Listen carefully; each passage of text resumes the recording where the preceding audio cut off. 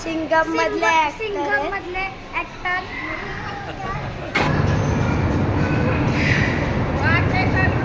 हे नको तिथे तिला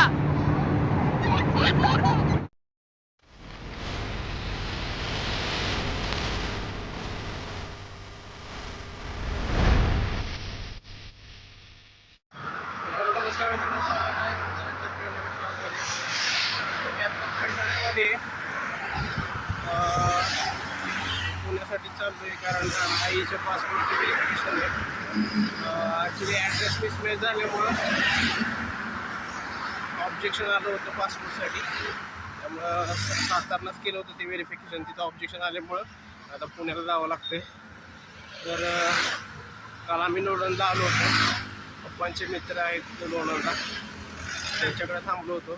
तर तुषारची इलेक्ट्रिक बाईक घेऊन आम्ही आलो इकडं खंडाळ्याला. आता इकडून आपल्याला बाणेरला जायचं आहे. 9 वाजले, 10:30 वाजेपर्यंत पोचायचं. ठीक आहे,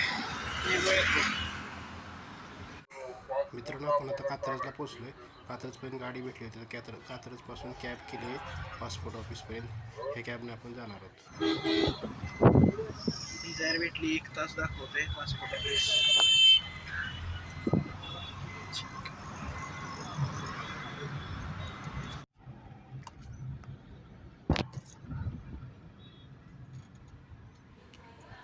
मित्रांनो आता पासपोर्ट ऑफिसला पोचतोय आपण. अर्धा तासात पोचलो आपण इथं. व्हेरिफिकेशनची प्रोसेस स्टार्ट झाली. आपल्याला आत जाऊन देत नाहीत, बाहेरच थांबावं लागेल. मित्रांनो हा शुभम आहे, ममताचा भाऊ आहे. जॉब करतोय पुण्यातच असतो. त्याला सांगितलं होतं आम्ही पासपोर्ट व्हेरिफिकेशनसाठी येतो म्हणून भेटायला आलाय.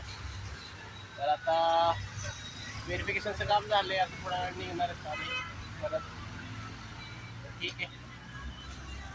तर मित्रांनो आम्ही आता मॅप्रोवाले सिंधुदुर्गचा तिथं. तर इथं स्नो पार्क बनवलं आहे बघा यांनी. मस्त स्नो पार्क बनवलं आहे. असं मनालीला आल्यासारखंच वाटतं इथं. एकदम थंड वाटते असं.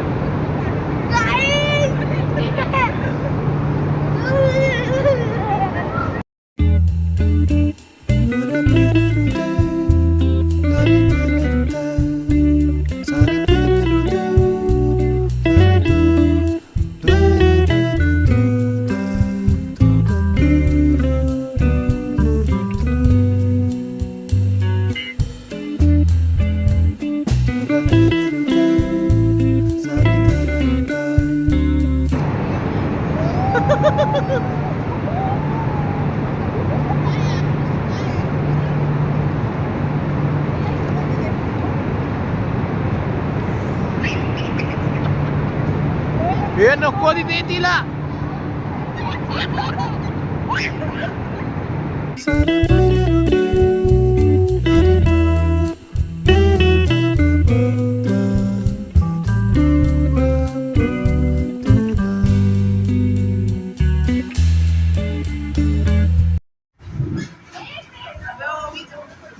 हॅलो गाईस, आपण आपल्याला माहिती आहे ना सिंगम मधले ऍक्टर. तर गाईज आम्हाला ते सिंगम मधले ऍक्टर भेटलेला आहे. हॅलो गाईस, आता मी मॅप्रोला आलो. मामीचे पप्पा आहेत ना, ते मॅप्रोमध्ये आहेत म्हणून आम्ही त्यांना भेटायला आलो. तर आता आम्ही इथे बघा सँडविच घेतले.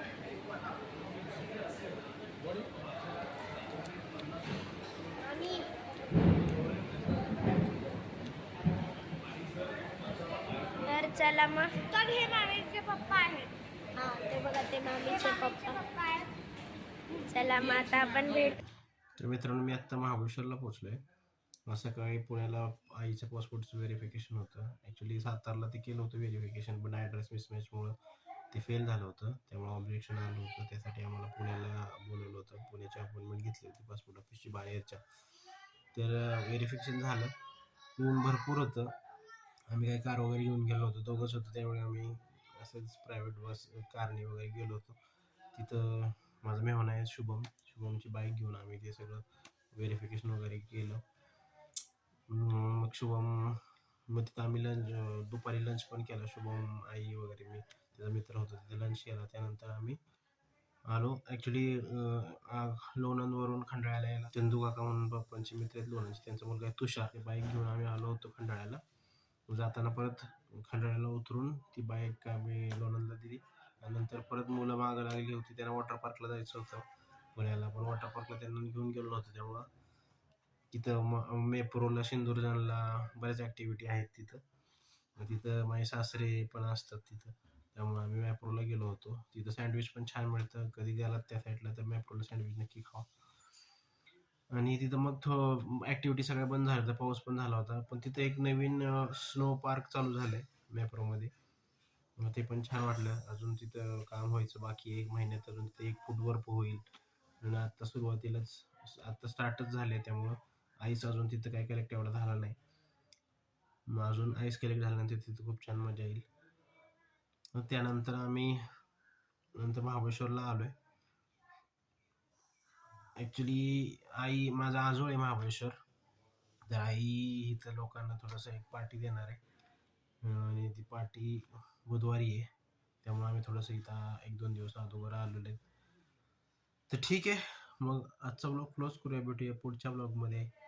चलो, गुड नाईट, बाय.